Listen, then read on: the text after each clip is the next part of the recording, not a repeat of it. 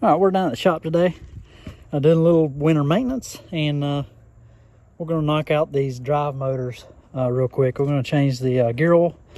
I'll show you real quick. At least on the John Deere, it makes it real easy. They print a label right on the excavator, so you can find the proper oil. Pretty easy to change. And these drive motors are really expensive. I think for this machine they're around $2,500. So one thing you want to make sure of is when you drain this oil, make sure that there's no water, debris, etc.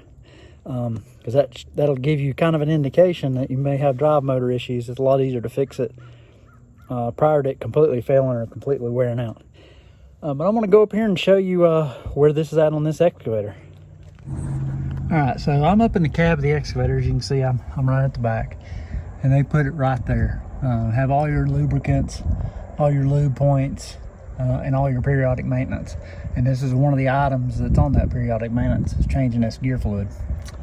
So let's get to it. I'll take you back down to the drive motor and we'll get it changed out. All right, so now we're down at the drive motor, and I don't know, well, it's going to come through on camera. I'll clean this off a little bit more. There's actually, they reference, this is the drain, this is the level, that's where you want to fill it to, and this is where you basically insert the oil. I had a guy years ago that changed one of these, and I kind of got tickled because he had taken this lower drain out on a Kubota and taken this level, and I think he assumed that this was going to come off if you took both of these off, so he didn't want to take this one out. So he was trying to fill it through this one, and that doesn't work so well. But these holes are much bigger on these ends, the drain and the fill. This is solely for level, and this is a really small hole. So don't try to fill through this hole. One thing that'll save you a ton of time, especially if you're doing this out when you're working with it. It's been nasty. I have not cleaned the machine. These are the tools I'm using, and one of the most important tools is just a little awl, scratch awl, to kind of dig out all the dirt and make sure that you get up in these hex bolts and get all that gunk out of there. That way you don't end up stripping out one of these. But you want to do it here for the level, here for the drain, here for the fill. On this particular machine, this is a 27C. I think probably the 35G and etc. are going to be very similar. You need a 8mm. I've already forgot what this one was.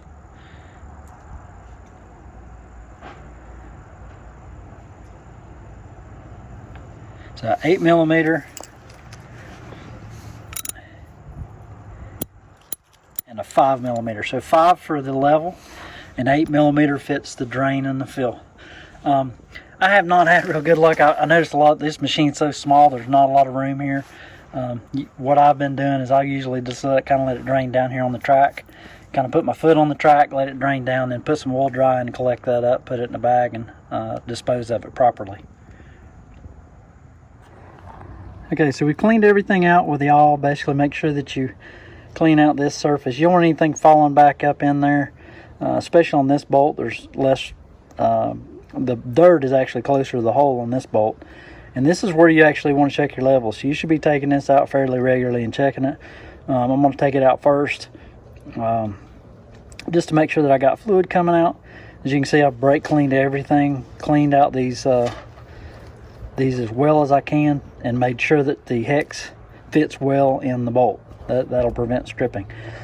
One thing that I kind of pet peeve about, and this is mainly from owning a couple of big horizontal drills,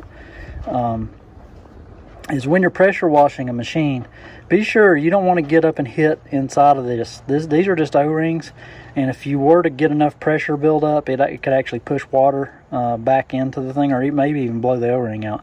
This area that's sensitive, you want to be careful what you're doing with pressure washing. It's kind of okay to stay back here on this back face. This is big steel, it's not going to hurt it. But you start trying to blow out dirt with a pressure washer in these crevices and cracks anywhere on the machine that's got fittings and seals, you run the risk of popping that or getting water back up in here.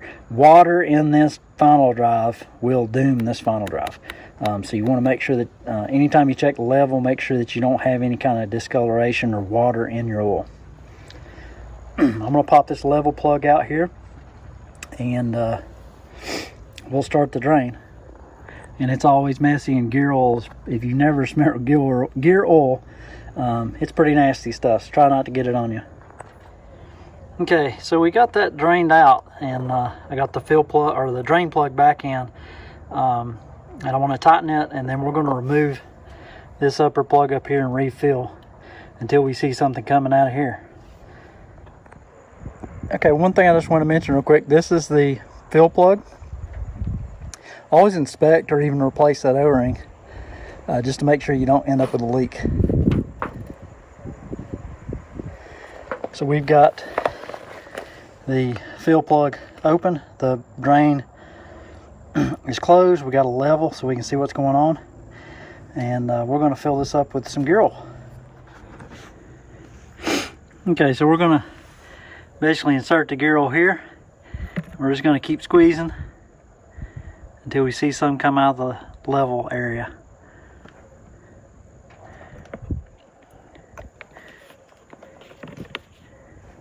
And we're about there.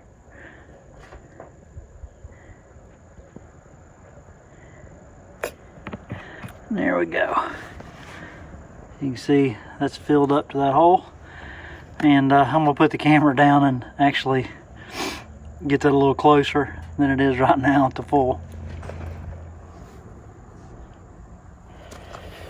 Okay, so we got the level plug in. Now I'm going to insert the fill plug, and we'll give it a try and make sure everything still works. I'm sure it will. The most important thing is just make sure you don't have leaks. So I'll brake clean this. I need to get some oil dry out here and clean up the tracks in the ground.